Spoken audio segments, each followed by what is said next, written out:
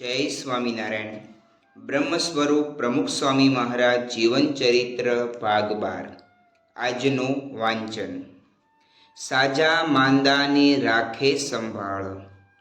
આ અરસામાં સ્વામીશ્રીને રૂબરૂ મળવાનું તો શક્ય ન હોવાથી સત્સંગીઓ કરતાંએ વિશેષ તો સ્વામીશ્રીને સંતોષ થાય એ હેતુસર હરિભક્તોને મંદિરના ઘુમ્મટમાં બેસાડી દેવાતા. આ ભક્તો પર જ્યારે સ્વામીશ્રી ઠાકોરજીના દર્શને પધારે ત્યારે તેઓની અમી દ્રષ્ટિ પડે. તે વખતે સંતો આગંતુક હરિભક્તોની ઓળખ કરાવી દે. અગર તો કોઈને કંઈ પ્રશ્ન હોય તો તેનું એ સમાધાન સ્વામીશ્રીને પૂછીને કહે. આ ક્રમ તારીખ 19/7ની સવારે શરૂ થયો. ત્યાં જ 5 વર્ષના દેવ અજમેરાનો ઉમંગ ઉછળી આવતા તે જોરશોરથી જયનાદ ગજવવા લાગ્યો. એની આ નાદાન હરકતથી પરિચય વિધિમાં ખલેલ ઊભી થતાં કોક વ્યવસ્થાપકે પેલા શિશુના ઉત્સાહને શિસ્તની સાંકળે બાંધી દીધો. તેથી બાળક ઠરીઠામ થઈ બેઠો. પરંતુ હરિભક્તોની સમસ્યાઓ સુજલાવી રહેલા સ્વામીશ્રીથી આ વિગત અજાણી ન રહી. એ સમયે તો તેઓ કંઈ ન બોલ્યા, પણ ઓળખ વિધિ બાદ તરત જ તેઓએ પેલા બાળકને આહ્વાન આપ્યું, જય બોલાવો. મોટેરાઓના કોલાહલ વચ્ચે પણ સ્વામીશ્રી બાળકોના કંઠ કદી રૂંધાવા ન દેતા. 90માં વર્ષે 5 વર્ષના બાળકને કાન દઈ શકતા તેઓની આ ખેવનાથી પેલા શિશુનો ઉત્સાહ આઝાદ પંખીની જેમ પાંખો ફફડાવવા લાગ્યો. એ મુઠ્ઠી વાળેલા તે પોતાનો જમણો હાથ ઊંચો કરી પાંખો મીચી જય ઘોષ ગુંજાવવા માંડ્યું. તેથી તે જેટલો આનંદ પામ્યો તેથી અધિક ખુશી તો સ્વામીશ્રીને થઈ. એક ફૂલ ખીલી ઉઠે ત્યારે માળીને મજા કેમ ન પડે? આ રીતે મંદિરના ઘુમ્મટ તલે વહાલના વાજા ગગડાવી સ્વામીશ્રી ઉતારે પધાર્યા. અત્રે ઓરડામાં પ્રાતઃ પૂજા કરવા વિરાજતા તેઓ સમક્ષ સંગીતજ્ઞ સંતો પ્રાસાદિક પદો ગાતા. તેઓની સાથે કેટલાક વરિષ્ઠ સંતો પણ દર્શન લાભ મેળવતા. પૂજાના અંતે આ વડીલોને પ્રસાદ વહેંચાતો, પરંતુ તેની વ્યવસ્થા કરનારા સંતથી ગાયકોને પ્રસાદ આપવાનું ચૂકાઈ જતું. આ ગતિવિધિનું 1 અઠવાડિયા સુધી નિરીક્ષણ કર્યા બાદ આજે સ્વામીશ્રીએ ધ્યાન દોર્યું કે કીર્તન ગાનારા તો રહી ગયા. એણે ગાયું ને ભક્તિ કરી તો એમને તો ડબલ આપવાનું હોય. આ રીતે હંમેશા બમણું જ લૂંટાવતા રહેલા તેઓ ભોજન બાદ આશરે 11 વાગે પત્ર વાંચનમાં પરોવાયા. આ સમયે તેઓને ખ્યાલ આવ્યો કે સાંકરીના હરિભક્ત શ્રી રમણભાઈની શસ્ત્રક્રિયા સુરતની સંસ્થા સંચાલિત હોસ્પિટલમાં થવાની છે. તેથી તેઓએ પત્ર પરિચારકને સૂચના આપી, હોસ્પિટલ સંભાળતા સંતોને કહી દેજો કે આ હરિભગતનો કોઈ ખર્ચ લેવાનો નથી. સાંકરીનું મંદિર થયું ત્યારથી એ તન મન ધનથી સેવા કરે છે. જેમ પૃથ્વીના કોઈ પણ છેડે ખીલેલા છોડને સૂર્ય પોષે, તેમ સ્વામીશ્રીની સંભાવનાનો સ્વાદ પામવા તેઓની નજીકમાં જ હોવું આવશ્યક નહોતું. આ રીતે દૂર નિકટના સૌને સંભાળતા તેઓએ આજની સાંજે પત્ર વ્યવહાર પર પૂર્ણ વિરામ મૂકી સેવક પાસે પ્રકાશ સામયિકનો નવો અંક માંગ્યો. પરંતુ તેને વાંચવામાં સ્વામીશ્રીને પડનારા પરિશ્રમનો વિચાર કરી પત્ર પરિચારક પોતે જ તે વાંચવા તત્પર થયા. ત્યારે સ્વામીશ્રીએ કહ્યું, લાવો, હું જાતે જ વાંચીશ. તમારે ટપાલો લખવાનું કામ હોય તો જાઓ. તેઓનું હૃદય 90માં વર્ષે પણ બીજાની તકલીફને વિચારી નિવારી શકતું. આમ આજે સવારથી સાંજ સુધી રેલાતા રહેલા સ્વામીશ્રીની સંભાળના સૂર એ કોઈ દિવસ 1 દિવસનો કાર્યક્રમ નહોતો. એઓની જીવન વીણામાંથી 95 વર્ષ સુધી સરભરાની સરગમ ગુંજતી રહેલી. એ સાંભળી રણઝણી ઉઠેલા લાખો હૈયા આજે સ્વામીશ્રીને વધાવતા ગાઈ રહ્યા છે કે સાજા માંદાની રાખે સંભાળ, કષ્ટ પામે ન કોઈ તે કાળ. માન મોટપ નથી ઈચ્છતા. તારીખ 21/7ના રોજ એક શિશુના નામકરણ માટે 6-7 નામની યાદી સાથે સેવક સ્વામીશ્રી પાસે આવ્યા.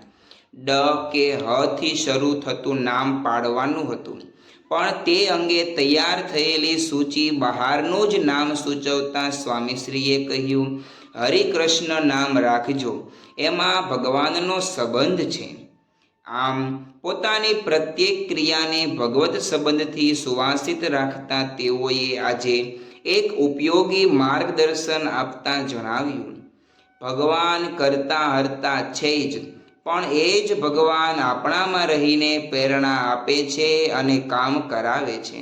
એટલે ભગવાન બધું કરશે અને ભગવાનની ઈચ્છાથી થશે એમ માનીને બેસી ન રહેવાય. પ્રયત્ન પૂરો કરવો જ પડે. પછી કામ ન થાય ત્યારે ભગવાનની ઈચ્છા સમજવી.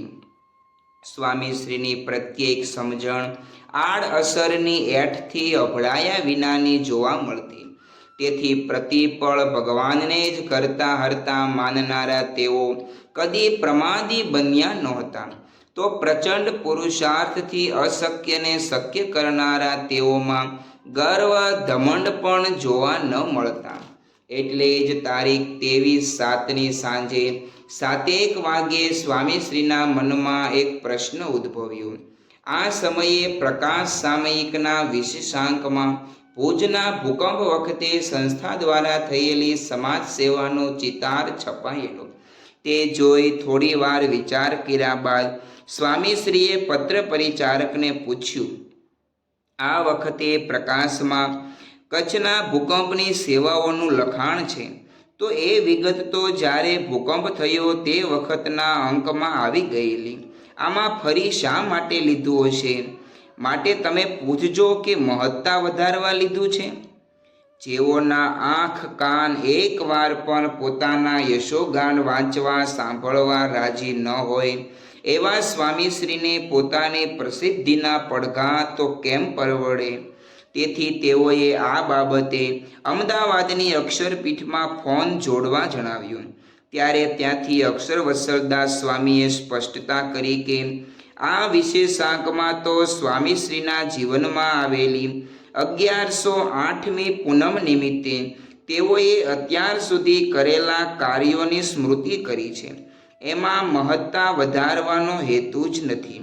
અંકના આરંભમાં આ અંગે ચોખવટ થયેલી જ છે.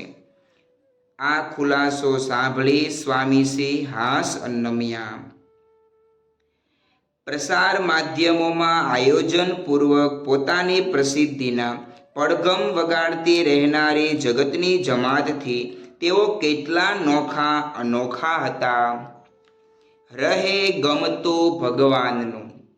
તારીખ 29/7ની સવારે સ્વામીશ્રી મંદિરમાં દર્શને પધાર્યા. ત્યાં જ તેઓએ સંતોને સૂચના આપી કે મહંત સ્વામી આજે પરદેશ જાય છે તો હાર પહેરાવો છે, માટે હારની વ્યવસ્થા કરી રાખો.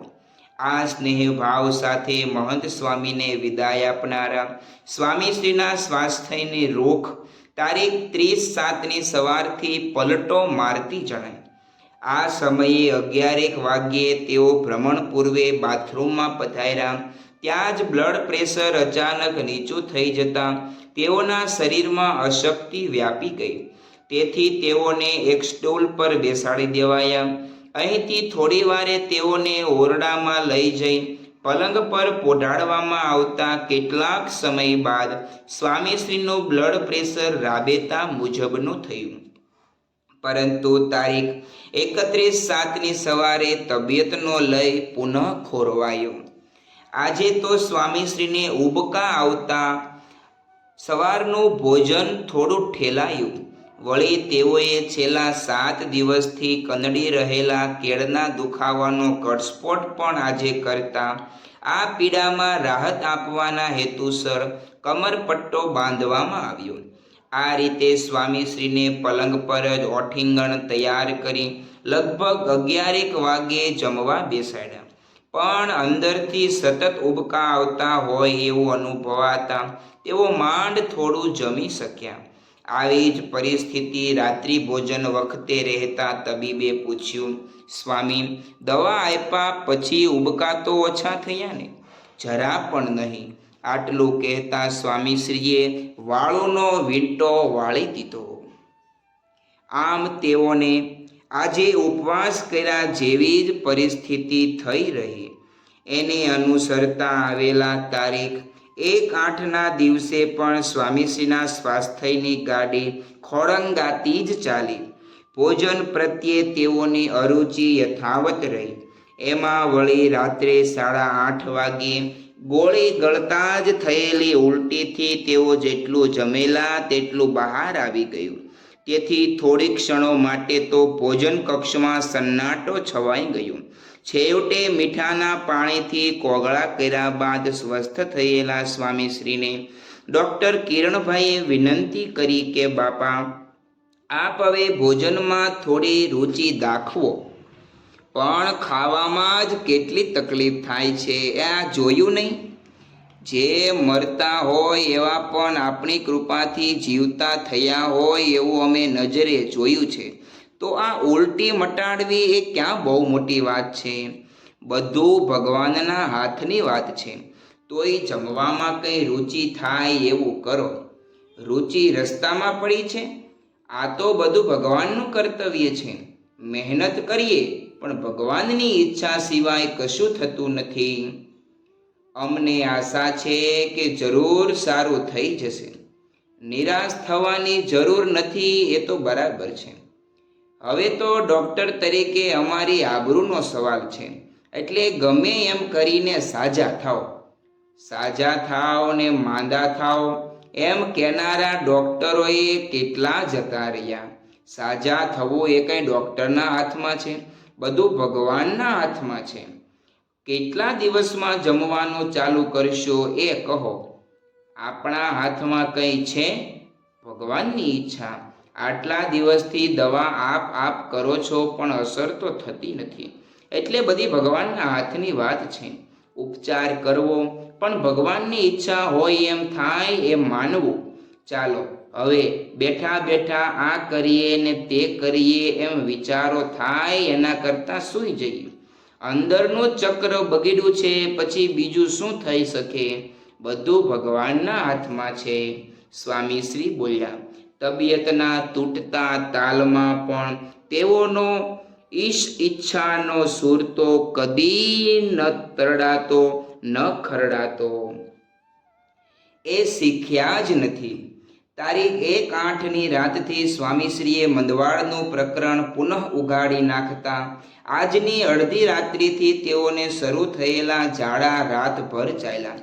એને કારણે શરીરમાં પાણીનું પ્રમાણ ઘટી જતાં અશક્તિ વ્યાપી ગઈ. આવા સંજોગોમાં પણ હળવું હાસ્ય વેરતા સ્વામીશ્રી બોલ્યા, 2 દિવસ પહેલાં ઝાડા થતા ન હતા તે ગોળી લેવાનું વિચારતા હતા અને આજે જુઓ તો ઝાડા બંધ કરવાની ગોળી લેવું પડે છે. ખરું તંત્ર છે શરીરનું.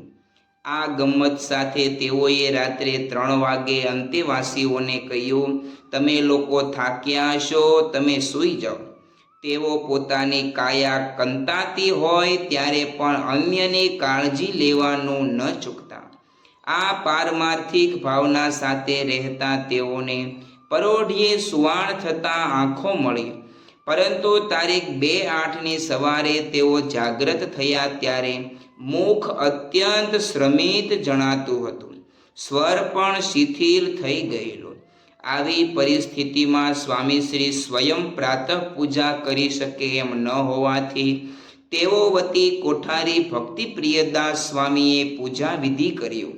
તે પછી ઠાકોરજીને સ્વામીશ્રી સમક્ષ લાવવામાં આવ્યા ત્યારે તેઓની આંખોમાં કંઈક ચમક આવી. આ સમયે તેઓ હરિકૃષ્ણ મહારાજને હાથ જોડી વંદન કરવા ગયા. પરંતુ આટલો પરિશ્રમ ઉઠાવવામાં પણ તેઓના હાથ ધ્રુજવા લાગ્યા. પથ્થર દિલ માએ આસ્તિકતાના અંકુરો ફૂટી નીકળે એવું એ દ્રશ્ય હતું.